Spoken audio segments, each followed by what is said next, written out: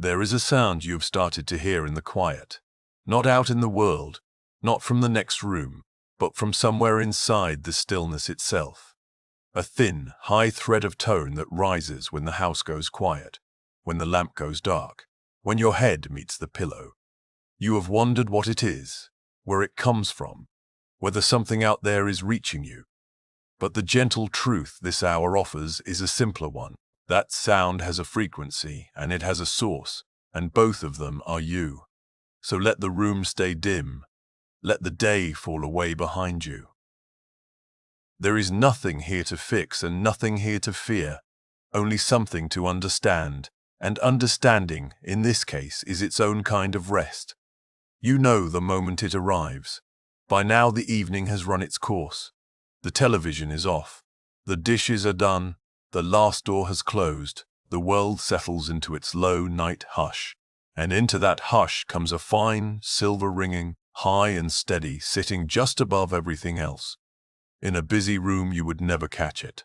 But here, in the dark of a still bedroom, with the streetlight glowing faint against a rain-streaked window, it steps forward as though it had been waiting all day for the silence to make room. The first thing to know is that it is real. You are not imagining it, and you are not unwell for hearing it. What you are hearing has a name that means only this: the perception of a sound where nothing in the air around you is making one. It is among the most common experiences a human ear can have. People describe it in their own words, and the words vary more than you might expect. For some, it is a pure high ring, like a struck glass that will not stop singing. For others, it is a fine hiss, or a thin whistle, or the far-off whine of a kettle 2 rooms away, or something like the sound caught inside a seashell held against the ear. Nearly always it is high, and nearly always it is steady, holding its note without climbing or falling. Whatever its exact color, it shares one thing across all these rooms and all these people. It comes from no source that anyone else could ever record. And it is old. People have carried this sound for as long as there have been quiet nights to hear it in. It is not a symptom of our loud modern age alone, though noise can certainly hasten it. It is an ancient companion of the human ear, named and puzzled over across centuries of physicians and sleepless listeners, and only in our own time understood, at last, for what it truly is. When researchers gathered the best studies from around the world and pooled them together, they found this faint ringing living in roughly 14 out of every 100 adults. Among people past the age of 65, it rises to nearly 1 in 4. Think of a quiet street of houses at dusk, lamps coming on one by one behind the curtains. In a great many of those rooms, someone is meeting the same high tone you are meeting now, and wondering the very thing you have wondered. So you are far from alone in this. You are in the company of millions, most of them never speaking of it, each one arriving at the same private hour and finding the same fine sound already there. There is an odd comfort in that. The ringing feels like the loneliest thing in the world, a signal meant for you and no one else. And in one narrow sense, it is yours alone, heard by no other ear on earth. Yet the having of it is quietly ordinary. It is one of the ways a listening life tends to go. Now for the part the title promised, the part that turns a mystery into a fact. That ringing has a frequency, a real immeasurable one, waiting to be found. In a small sound-treated booth, an audiologist can do something that feels almost like a trick the first time you watch it. They play you a pure tone through a set of headphones and slide it up and down in pitch, and they ask you to tell them when the tone they are playing matches the tone you carry inside your own head. And you can do it. You can point to it. The ringing that seemed formless and ghostly turns out to have an address on the scale of sound, a place you can find and name. There is care in the finding, because the ear can confuse a pitch with the same note an octave higher or lower, so the tester circles in patiently until the match holds steady. What is remarkable is how faithful that address stays. Bring the same person back on another day, and the pitch they land on tends to fall close to where it fell before. The ringing is not a mood that wanders. It has a settled place. And no two people quite share it, for the tone is as particular as the ear that made it, drawn to a private point on the scale that belongs to one listener and no other. For a good many of us, that address sits high. When the matches are gathered up across thousands of listeners, they cluster in the upper reaches of hearing, most often somewhere between 3,000 and 8,000 cycles a second. Those who hear a clear tone-like ring tend to match higher still, while those who hear more of a hiss or a rush match a little lower. But almost all of it lives up in that bright country near the ceiling of what the human ear was ever built to catch. Let that settle for a moment, because it changes the entire texture of the thing. The sound is not a message written in a language no instrument can read. It is a tone. It has a pitch you could hum toward if someone asked you to. On a screen it would draw itself as a single fine wave, thin and quick and even. Whatever else it is not mystical. It can be measured. What can be measured can be understood. And once you understand a sound, it loses most of its power to frighten. Here is where it grows more beautiful and more personal. The frequency is not random. It does not fall just anywhere along the scale. It tends to land in the very place where your own hearing has worn thinnest, along the fading edge of what your ears still send. Hearing does not go all at once, and it does not go evenly. The high notes leave first. It happens so slowly that you never catch it happening. The top of a bird's song, the fine hiss at the very end of the word yes, the shimmer above a voice on the telephone, the difference between the letter S and the letter F in a soft sentence. These thin out over years, one gentle layer at a time. The ear stops sending those high signals up the line with the strength it once had.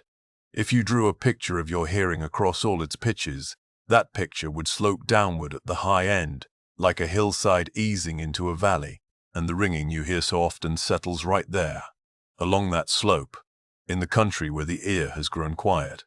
Some who study it place the tone near the very lip of the drop, where the hearing first begins to fall away, and others place it deeper in the faded region, and the honest thing to say is that both happen and the matter is not fully settled.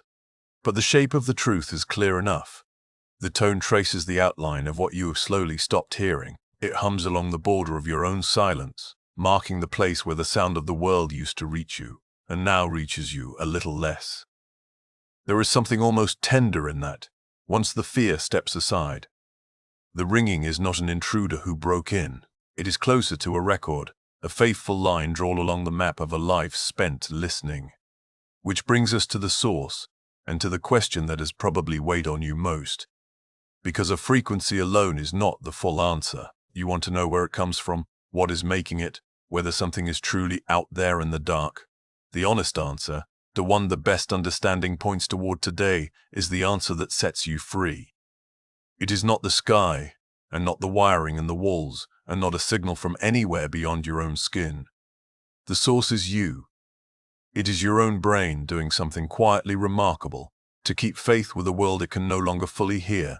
Deep inside sits the inner ear, a small coiled chamber no larger than a pea, lined with rows of delicate hair cells that turn the trembling of air into the language of nerves. Over a lifetime, some of those cells wear down.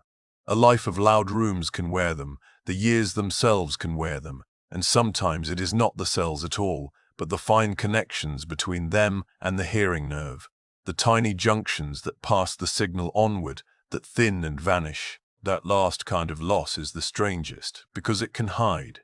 The standard hearing test checks only a handful of pitches, and it can pass a person as fine, while the wiring underneath is thinned in places. The test never looks. For years, people who heard a ringing, but tested normal, were sometimes gently doubted, as though the sound were only in their heads in the dismissive sense. It was in their heads, but truly, and for a real reason. Only when researchers looked closer, past the usual pitches and down at the connections themselves, did the hidden loss reveal itself. A quiet had opened after all. The old test had only ever been looking in the wrong place. Whatever the cause, the result runs the same way. From certain high corners of the ear, less signal is climbing up the line than there used to be. A little quiet opens where sound once flowed freely.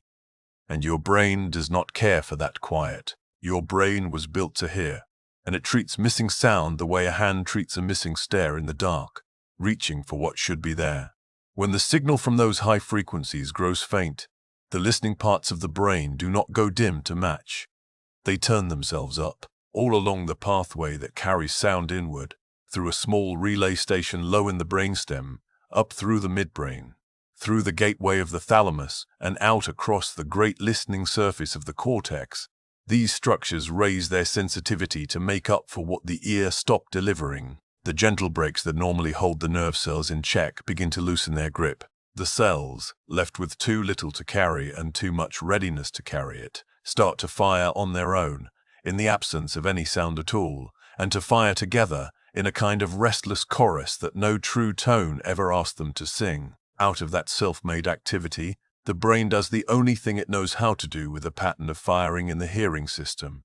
It hears it. From it, the brain builds a tone. It fills the silence with a sound of its own making. There is a further quiet detail in how this unfolds. Deep in the hearing brain, the pitches are laid out in order, like the keys of a piano drawn across the tissue, each frequency with its own small territory. When the high notes stop arriving, those neglected territories do not fall silent and empty. Neighboring regions can spread into them, and the map redraws itself around the loss, and the frequencies at the edge of the quiet can end up overrepresented, firing more than their fair share. The tone you hear may be the voice of that crowded borderland, the place on the map where the brain pressed inward to cover the gap. That is the ringing. It is the brain turning up a microphone into a room that has gone still and catching, in the hiss of its own straining, a note that no one in the world is playing. It helps to know that hearing was never a plain matter of sound coming in and the ear passively receiving it. The brain is always guessing at the world, building a running prediction of what it expects to hear and checking that guess against what truly arrives.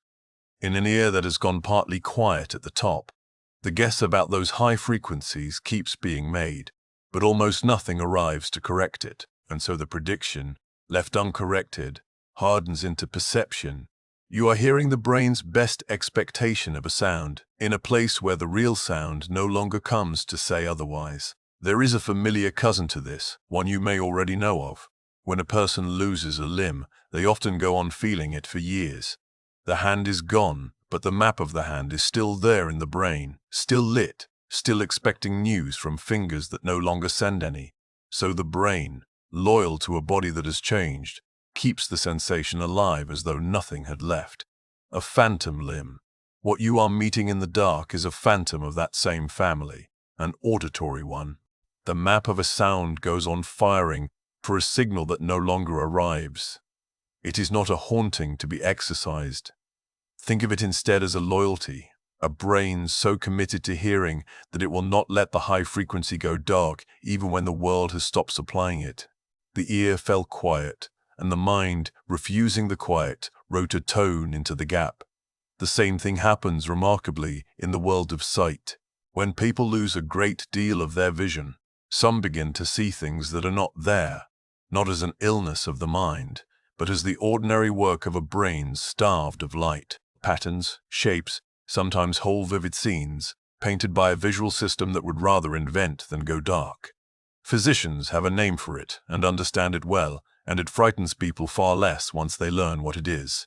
Your ringing belongs to that same family. It is the hearing system's version of a brain that will not accept an empty channel and fills it, faithfully, with something of its own making. None of this is offered as the single, final, sealed mechanism, proven beyond all further question. The science is still listening to itself, still refining the picture year by year. But this is where the strongest evidence rests, and it is a far steadier place to stand than mystery. The ringing is not something reaching in from outside. It is something reaching out, from within you, into the quiet, searching the silence for a sound to hear. Now you can answer the question that has likely puzzled you most of all. Why is it worse at night? Why does it seem to swell the instant the lights go out, as if the darkness itself had turned a dial?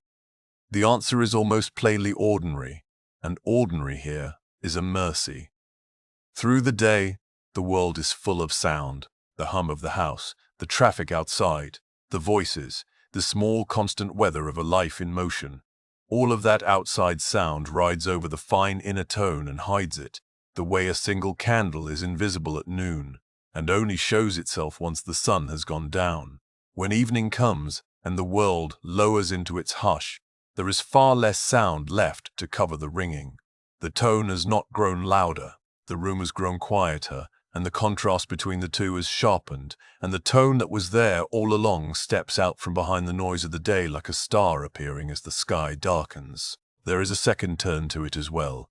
When the room falls silent, your attention, which spent all day pulled outward by 100 passing things, has nowhere left to travel. It turns inward, and it finds the ringing, and it settles onto it the way the eye settles on the one lit window in a dark street. Layer onto that the tiredness you carry to bed, the day's small worries still turning slowly over in the mind, and the tone can seem to press closer still, because a weary and watchful mind hears everything a shade louder.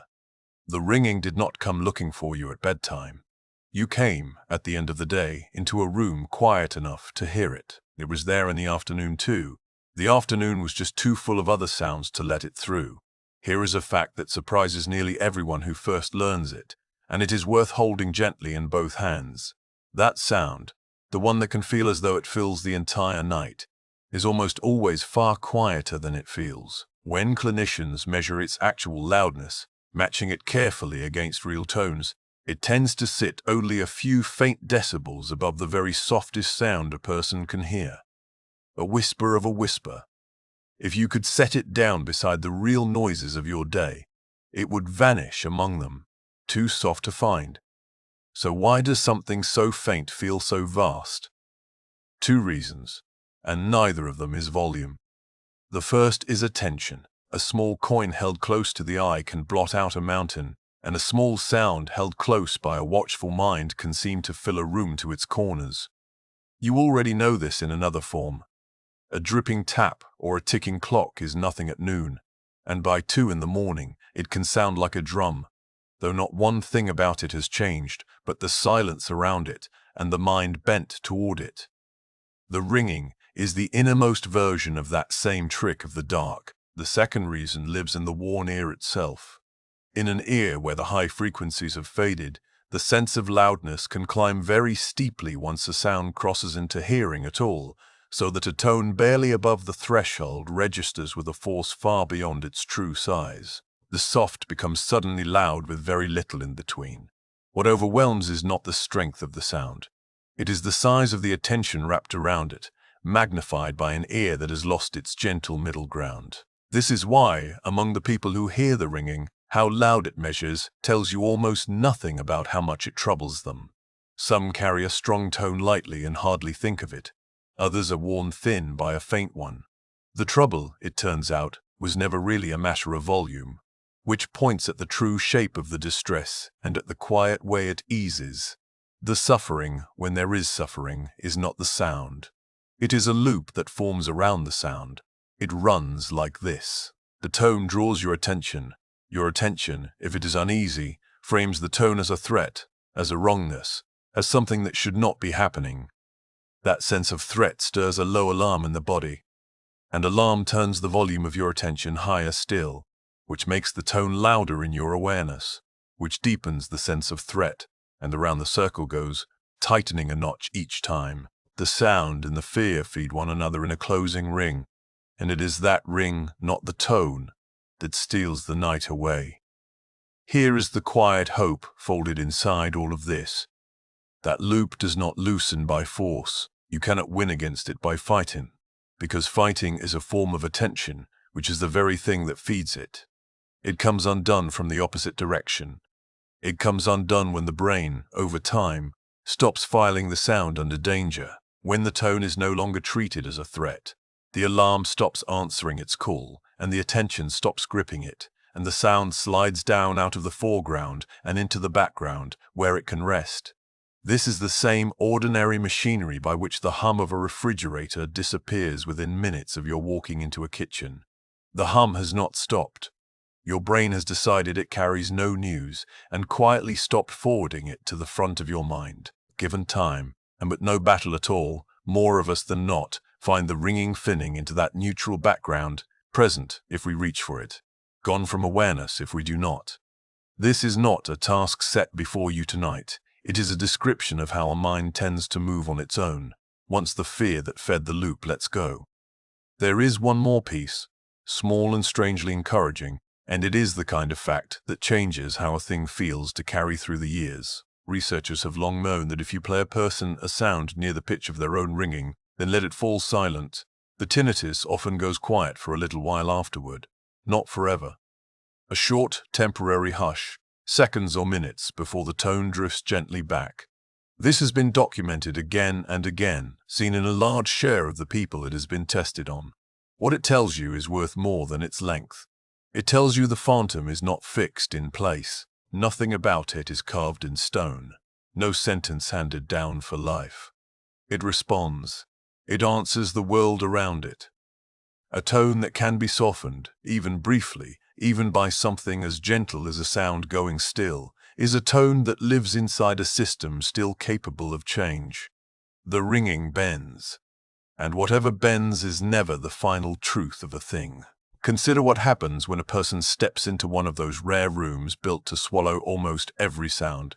The chambers lined to kill each echo before it can even form. In that engineered hush, people do not find peace and blankness. They begin to hear themselves. The pulse moving in the neck, the breath, the fine machinery of a living body, and sometimes a ringing that was never audible before. The lesson sits close to the heart of your own experience. A brain given true silence does not rest in it. It leans in, and it listens harder, and it starts to supply what the world has stopped providing. Your ear did not fail you by ringing. It did one of the most human things a hearing system can do. It refused to sit in nothing.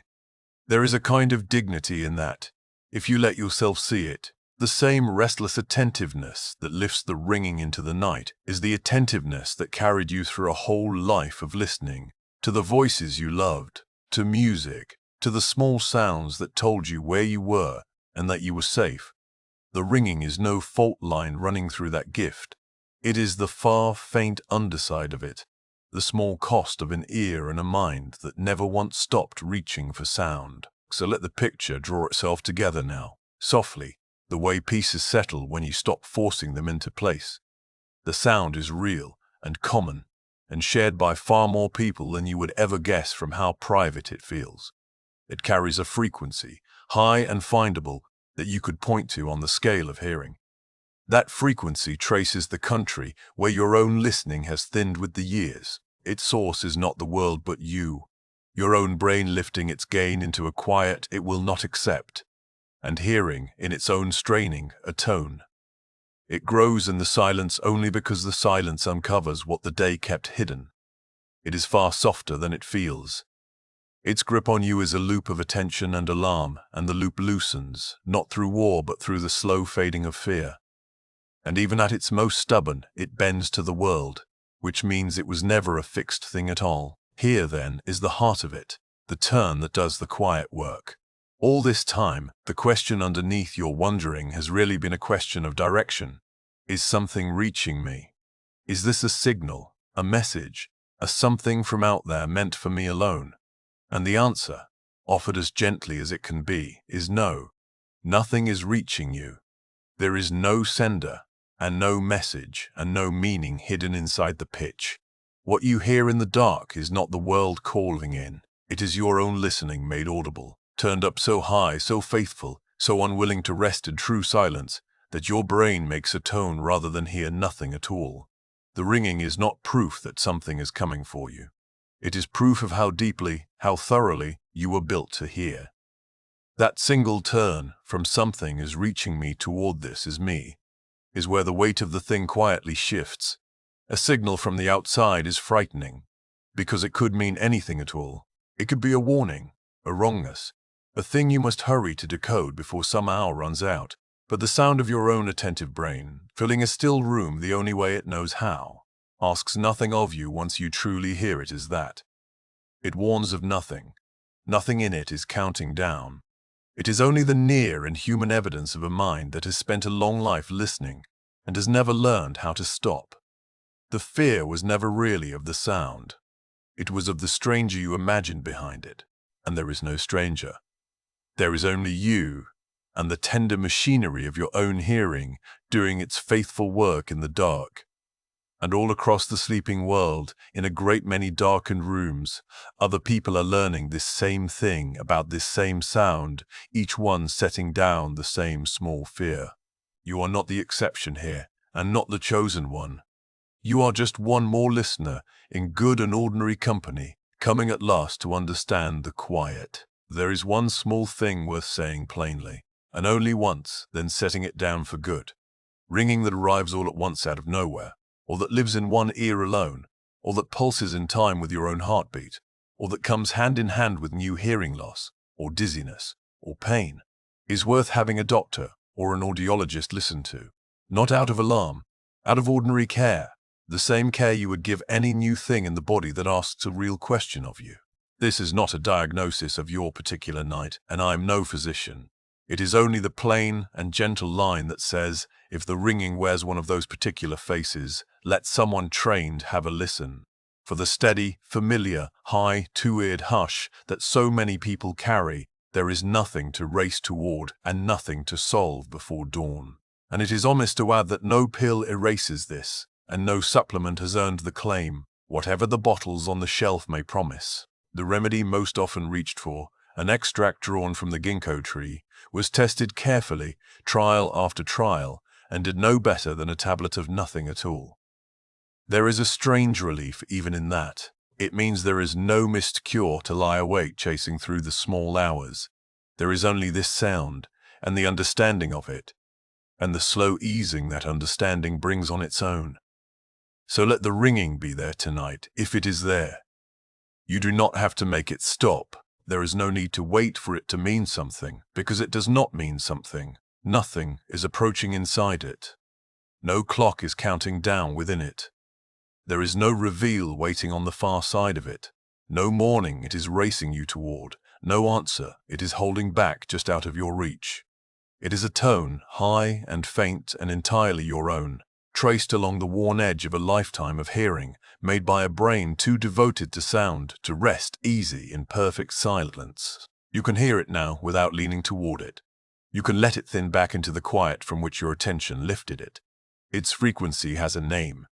The source has an address, and the address is you. Its old grip on your attention can loosen a little further each night, as the fear that once gave it weight sets itself down and stays down. It is not a signal calling to you from somewhere beyond the dark.